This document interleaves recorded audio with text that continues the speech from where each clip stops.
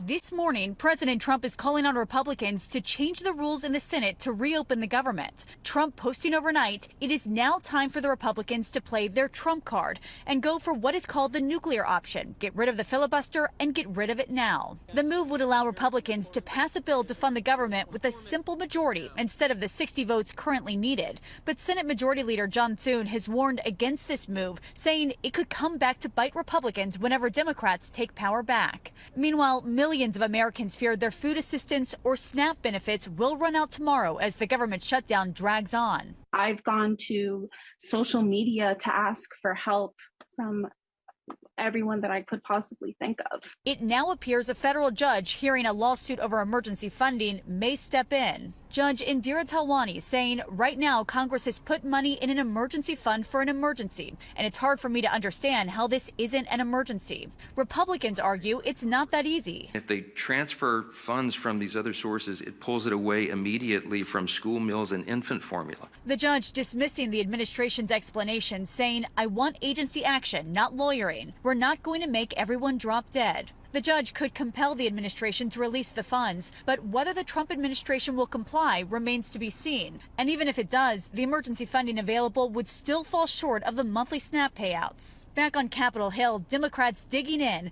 refusing to open the government until Republicans agreed to extend Obamacare subsidies to prevent health care insurance premiums from skyrocketing next year. A Utah woman we spoke to says even with the subsidies, her premium next year will rise from $495 to $753.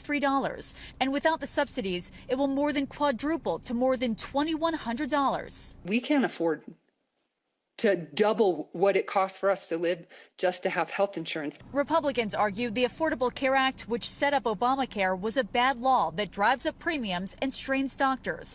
President Trump last night posting, quote, Obamacare is a disaster. Rates are going through the roof for really bad health care. Do something, Democrats. Stacey Cox says right now a flawed plan is better than no plan. Meanwhile, as more government workers go without paychecks, more of them are turning to food banks. Honestly, this has been devastating. Wayne Barber says he's been an air traffic controller for 23 years. I'm still going to show up to work because that's what I swore an oath to do. But many air traffic controllers no longer getting paid are calling out sick, causing staff shortages and delays at major airports. At Orlando's airport yesterday, a warning that at one point there would be no certified air traffic controllers to land planes, forcing a ground delay. A shortage of air traffic controllers was already a big problem before the government shutdown. Now authorities warn if the shutdown drags on, especially through the Thanksgiving travel period, it'll be a disaster.